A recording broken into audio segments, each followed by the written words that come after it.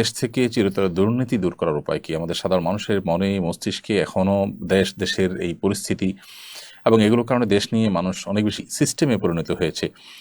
দম্ভ, অহংকার, ক্ষমতার দাপট এটা যেভাবে গোটা সমাজের উপরে ঝেঁকে বসেছিল, এর কারণে সাধারণ মানুষ এখন স্বপ্ন দেখতে শিখছে এবং পরিকল্পনা করতে শিখছে এবং সাধারণ মানুষ চেষ্টা করছে যে এই পরিস্থিতি থেকে তারা কিভাবে বের হবে।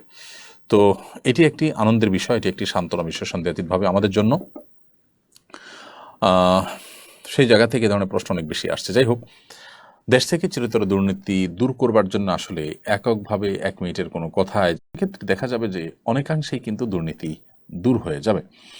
দেশের প্রথিতযশা ওলামা একরাম বা প্রথম সারির আলেমদের অনেকে গ্রেপ্তার হয়েছেন, নানা হয়রানির শিকার হয়েছেন, নানা মামলা মোকদ্দমা তাদের বিরুদ্ধে করা হয়েছে, কিন্তু আর্থিক কেলেঙ্কারি তাদের কিন্তু বিরুদ্ধে কোনো কি আজও পর্যন্ত কেউ প্রমাণ করতে পারেনি।